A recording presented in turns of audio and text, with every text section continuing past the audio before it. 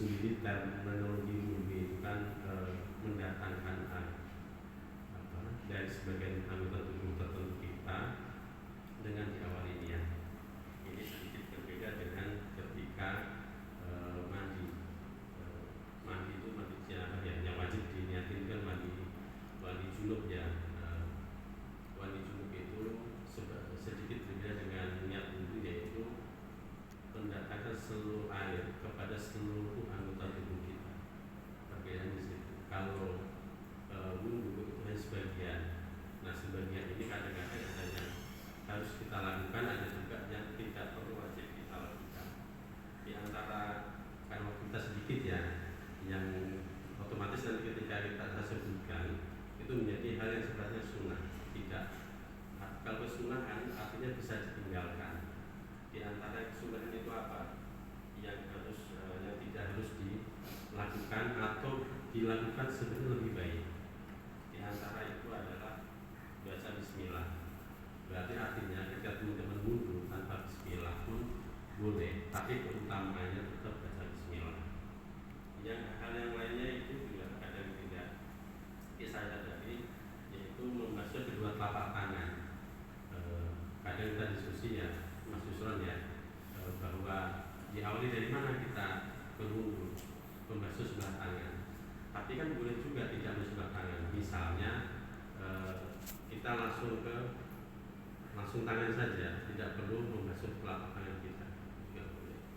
Kemudian menyedot air ke hidung kita. Ada ya beberapa kita praktek itu wudhu itu kita ngambil air kemudian dengan hidung kita keluarkan lagi. Itu juga bagian dari sunahan. Namanya kesunahan berarti Rasulullah SAW pernah melakukan. Jadi ada sahabat yang melihat kemudian praktek itu dilakukan dan itu menjadi kesunahan. Kesunahan berikutnya adalah mengusap seluruh kepala. Ada ya di saat terik, misalnya terutama yang bapak-bapak ini ya, kayak Mas Imam ini nggak pakai peci, satu minggu tadi karena puasa dia kehausan, kemudian dibasuh semua seperti orang ramah, boleh, tapi itu kesunahan, tidak wajib. Ini akan merepotkan ketika itu ya, terutama di tempat yang tidak private. Kalau di rumah boleh, tapi kan repot ya. Maka itu tidak menjadi kewajiban. Yang menjadi wajib adalah membasuh sebagiannya saja. Nah, sebagian ini dalam konteks ulama berpendapat logikanya sebagian itu bisa sebagian besar, bisa sebagian kecil. Misalnya, boleh nggak kalau yang Bapak PP ini adalah bagian dari yang alas di sini, yang jamal sedikit, boleh. Tidak harus semua. Apakah boleh di belakang tempatnya? Boleh, karena itu sebagian. Tapi awamnya kita cowok itu laki-laki hanya lebih kepada yang depan ini ya, peci dilepas, kemudian di atas kening. Itu yang umum. Tapi bisa juga ibu-ibu juga sama. Misalnya ada repot di mall ya misalnya, buka jilbab sedikit, kadang kan gitu ya kita praktek ya enggak ya. Nah, bolehkah kita hanya sedikit saja di ujung? Boleh. Tidak harus yang menempel di dekat itu kulit, tidak harus. Karena itu juga bisa menimbulkan kelembabannya juga nggak asik ya. Karena sebagian rambut boleh, sedikit boleh. Yang penting rambut itu masih nempel. Jangan sampai ada potongan rambut, ini rambut saya dibasuh kemudian nggak buka jilbab. Kan bisa juga kan logika kita membasuh itu rambut siapa? Rambut ibu kan misalnya, ibu semua kan. Kan kita punya rontokan misalnya sebelum kita simpan. Tapi bukan rambut itu, rambut yang masih menempel di kepala. Nah, karena bapak ini rambutnya masih panjang, boleh dibuka sedikit supaya kadang-kadang itu tidak di tempat yang terlihat atau kadang nyampur, itu kan itu bisa boleh karena itu bagian dari keseluruhan juga dari kesunatan, tidak ini.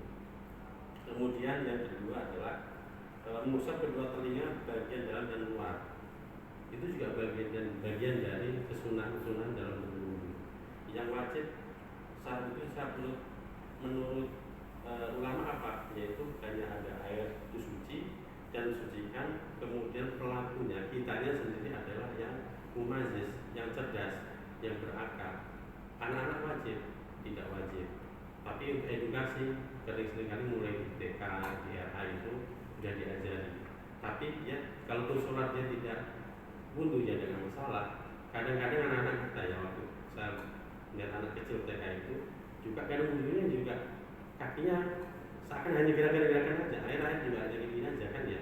Kemudian dia sholat, ya masalah kan dia masih belum wajib untuk melakukan, jangan wudhu, sholat aja belum wajib. Artinya apa tadi? Mumayyiz. Yang berikutnya adalah tidak ada halangan yang mencegah ke bagian-bagian tubuh. Misalnya ada kutek yang tidak air. Ibu-ibu sekalian kan sekarang udah ada ya, yang merek tertentu itu punya, pasti bertanyaannya, boleh nggak ini yang menyerap air? Itu asumsinya supaya nanti ketika kita berwudu itu bagian dari tubuh kita nggak ada yang kering, karena buku bagian dari anggota tubuh. Tapi seandainya teman-teman semua pakai kutek yang tidak nembus air, tidak meresap, itu tidak boleh. Berarti wudunya tidak sah. Kalau wudunya tidak sah, otomatis sholatnya tidak akan pernah sah.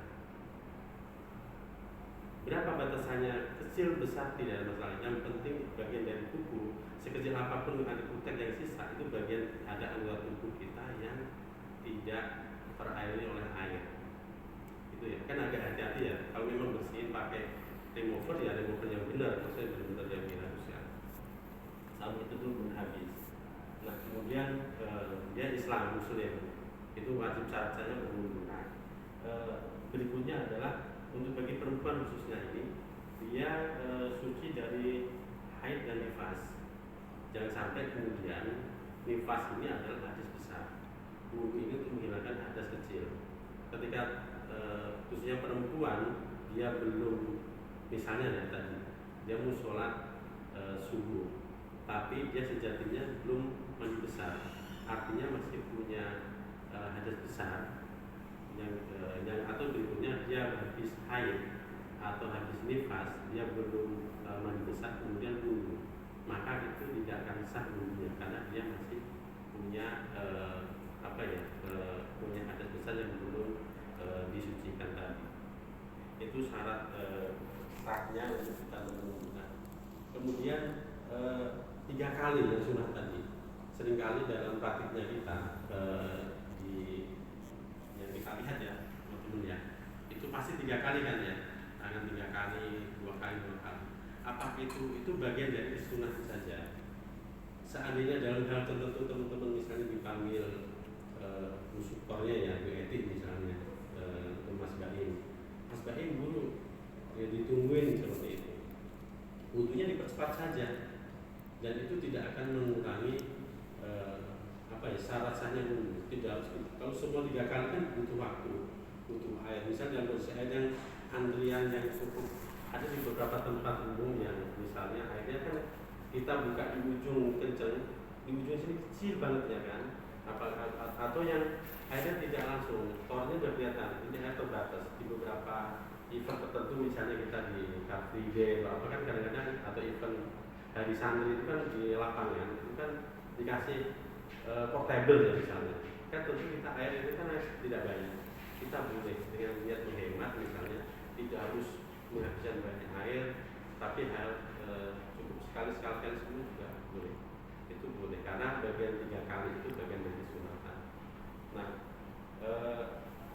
kemudian yang membatalkan, kalau kita bicara ada syarat sahnya, kemudian kita juga bisa konteks apa saja yang bisa membatalkan wudu kita. Dalam konteks keseharian kita, ini sekedar ringan saja kita berulang ya. Ini hal-hal yang ringan keseharian kita, tapi perlu kita juga mewaspadai karena ini pintu pertama Bapak Ibu sekalian dalam konteks beribadah terutama sholat. Maka selain wudu, dalam kalau kita pernah belajar itu dalam ngaji Al-Quran, kenapa Fatihah itu di beberapa tempat di pesantren atau di lembaganya pengajian itu belajar Fatihahnya lebih lama ketimbang surat-surat yang lain. Karena apa? Karena Fatihah adalah ketika Fatihahnya tidak beres, bacaannya tidak tepat, maka itu menjadi yang suratnya tidak sempurna. Maka kami semua punya pengalaman hampir Fatihah sendiri itu hampir 40 hari bahkan 30 sampai 40 hari berulang-ulang pada dalam usianya SMA. Itu apa? Kami pernah menanyakan kenapa Fatihah saja sudah benar diulang lagi sampai itu, karena apa? Karena menjamin supaya nanti ketika bacaan Fatihah seseorang itu sempurna, insya Allah nanti dalam sholatnya dia mendekati kesempurnaan itu sendiri. Jangan sampai baca Quran-Quran yang biasanya lain Latin bisa, tapi kalau Fatihah harus benar fasih. Bapak sekalian, selain kita bicara wudhu ya, karena waktu kita juga tidak banyak, maka bandingannya adalah sholat bandingannya adalah mandi besar. Kalau tadi saya sebutkan di awal, kalau wudhu adalah sebagian mendatangkan air ke tubuh kita di awal niat sebagian, maka untuk mandi janabah itu atau mandi besar, mandi junub ya bahasa gampangnya itu mendatangkan seluruhnya air ke bagian tubuh kita. Misalnya, mohon maaf, kalau misalnya nggak seluruh, sah tidak sah. Contoh misalnya, ada anggota tubuh kita, misalnya rambut panjang tadi, ada satu helai pun tidak basah, maka itu tidak akan bisa dianggap sah untuk mandi besarnya tadi. Nah, apa saja yang membuat syarat mandi janabah tadi? Syarat mandi janabah persis dengan wudhu, namun dalam fardunya adalah niat di awal saat mandi yang kemudian mengalirkan seluruh bagian rambut dan kulit. Jadi kalau ada sebagian rambut dan kulit kita tidak terambil air, maka diwajibkan untuk kita harus seluruhnya dipastikan bisa. Nah, dalam hal kesunatan supaya kesunatan itu untuk kehati-hatian dari perempuan di saat mandi besar diharapkan dia sambil jongkok. Karena kenapa? Karena proses jongkok itu adalah membuka bagian-bagian tubuh tertentu yang tidak dimiliki laki-laki supaya air itu sampai, terutama di kelaminnya perempuan. Maka jangan hanya berdiri. Kalau berdiri pasti ada potensi tertutup dan tidak teraliri oleh air. Jadi ibu sekalian, diusahakan ketika mandi besar itu ada saat-saat harus dengan jongkok atau dialiri secara niat langsung mengalirkan. Kalau hanya mandi besar itu bisa jadi hanya alat tubuh yang ada di kelihatan. Tapi kalau jongkok tanpa harus diusap pasti untuk hati-hatian itu bisa air nyampe. Nah, kadang saya lihat gini, boleh nggak pertanyaannya ketika wudhu itu kan harus surut ya tadinya, boleh basuh muka, tangan dan sebagainya itu harus surut. Apakah boleh ada jeda? Pertanyaannya, boleh nggak? Harus surut. Misalnya kita wudhu, dalam pendapat tertentu maka boleh urut, boleh ada jeda, tapi jangan sampai kering. Tapi dalam konteks mandi besar tidak diharuskan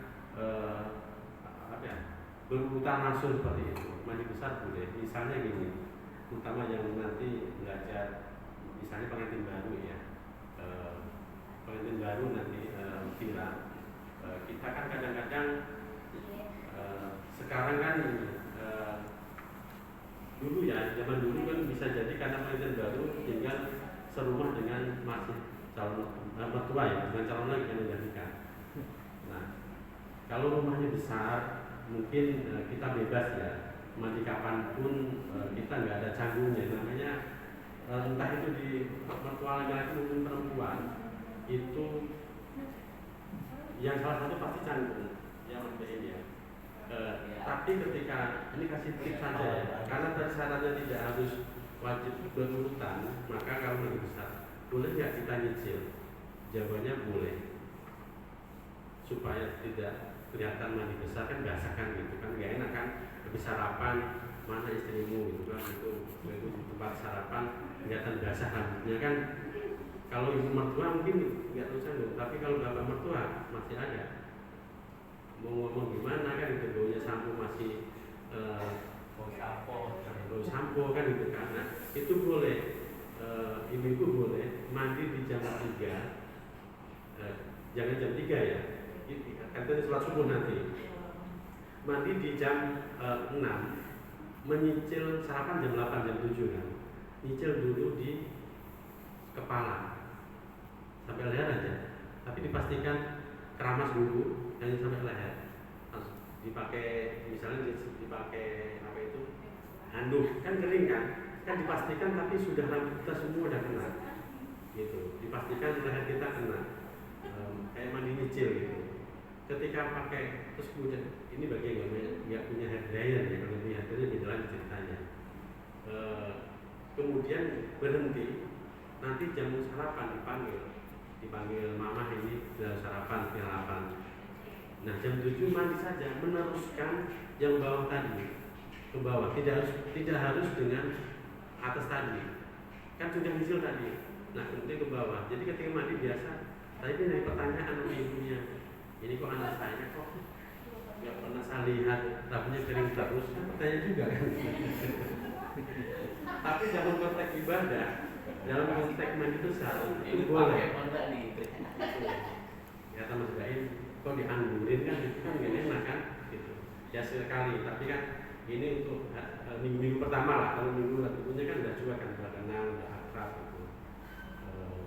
Mungkin Fira nanti kalau udah mulai hari H, setelah itu mesum sudah, kadang-kadang kan mesum sudah punya baru belum bisa tempatin, atau masih misalnya kita puasa ini disuruh ke rumah mertua kan, itu kita bisa menolak kan. Nah tapi seperti itu. Jadi kalau mandi janabah, mandi besar itu boleh dicicil, bahkan ada jeda, bahkan kering nggak ada masalah.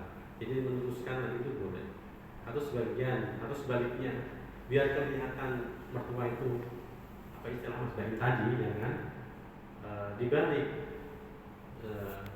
kok mandi seharusnya nggak enak kan misalnya. Nah, dibalik dari bawah kaki dulu misalnya, kepalanya belakangan, boleh,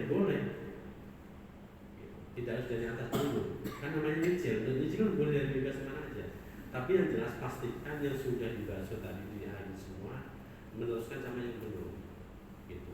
Kan kelihatan sudah siap kan, sudah mandi, udah dari malam udah mandi kan, padahal tadi juga tinggal meneruskan gitu. Itu boleh dalam konteks yang besar. Kalau dulu memang harus apa istilah Mas mualat ya Mas Mas Usron ya, harus nuli ya, harus terus menerus. Nah, kemudian hal yang disunahkan ya, yang paling enak ini disunahkan, karena kenapa kesunahkan enak? Sunnah ini adalah sesuatu yang boleh ketika dilakukan mendapat pahala, ketika tidak dilakukan tidak dapat poin, ribet ya atau apapun ya dapat pahala. Di antara mandi sunnah itu yang mandi sholat Jumat, sholat Jumat, orang mau umroh atau haji, atau nanti umroh lagi kalau yang di Arafah sana, nanti di Arab tahun umroh lagi, selalu dulu lagi, itu disunahkan untuk mandi. Melakukan ihram, masuk tanah suci juga bagian dari kesunah-sunahan untuk mandi ketika masuk seperti itu. Sholat istisqa, sholat ada gerhana bulan, kemarin ada gerhana bulan, kita semua sholat kita mandi dulu, tapi tidak dalam konteks mandi besar. Nah, menyelam rambut itu juga bagian dari yang disunahkan, asalkan disiram. Apakah nggak sampan? Boleh saja, asalkan dianggap tidak jorok. Misalnya kan tidak ada sampo nih, apakah harus sampo? Tidak. Apakah harus kayak di sela-selain kayak di keramas itu? Tidak ada masalah. Tapi semua rambut ya, jangan sampai hanya di kepala. Kadang-kadang ini kan takutnya ada yang lebih panjang dan ada satu helai rambut pun masih nempel, itu harus dipastikan itu basah. Nah, Ibu sekalian, yang penting tadi dalam konteks mandi besar itu ada 6 poin ya, yaitu soal iltiqaul hitanain, bertemunya dua kelamin, artinya terjadi hubungan badan, itu wajib besar. Yang berikutnya keluarnya air mani bagi laki-laki dan perempuan. Kemudian orang mati, kecuali mati syahid. Kalau orang meninggal itu kenapa diwajib dimandi besar? Karena tapi itu kewajibannya yang hidup, yang salah. Kemudian orang meninggal, yang wajib mandi itu adalah termasuk orang meninggal, kan dia sudah meninggal. yang wajib memandikan adalah yang ibu. Kemudian haid berikutnya adalah nifas dan melahirkan anak meskipun dalam konteks keguguran itu juga wajib mandi besar. Nah, mungkin itu dari sebenarnya kenapa wudhu dan mandi besar itu wajib, karena dalam konteks hadis yang beralih dalam Sahih Bukhari, la yuqbalu Allahu sholatan ahadukum idza dasa hatta yatawaddo. Jadi tidak diterima atau tidak akan diterima seseorang itu sholatnya ketika dia sampai dia berwudu. Tadi konteks wudu tadi menggunakan hadis kecil itu dalam konteks dalam hadis Nabi pernah menjelaskan dalam konteks berwudu tadi. Mungkin itu tadi ya hal-hal yang kebiasaan sehari-hari kita, meskipun dianggap biasa, mungkin kita juga perlu merefresh pemahaman kita, pengalaman kita untuk supaya kita kesannya nanti beribadah itu juga mudah, karena ada sesuatu yang sifatnya wajib kayak wudhu tadi kan, ternyata selama ini harus 3 kali, padahal di konteks tertentu tidak perlu 3 kali juga boleh. Atau ada teman yang tiba-tiba hanya sekali itu kita punya seujung, ini wudhunya kok begitu kan gitu, padahal itu juga kesunatan, tapi dilakukan menjadi kesempurnaan dan wudhu kita menjadi lebih baik. Tapi konteksnya selagi airnya cukup ya sekalian. Dan konteks tertentu airnya tidak cukup, misalnya di perjalanan kita pakai air mineral sisa minuman, kan tidak perlu harus sampai 3 kali. Bisa dipraktikkan seperti itu ya maksudnya. Mungkin demikian ya yang bisa kami sampaikan dalam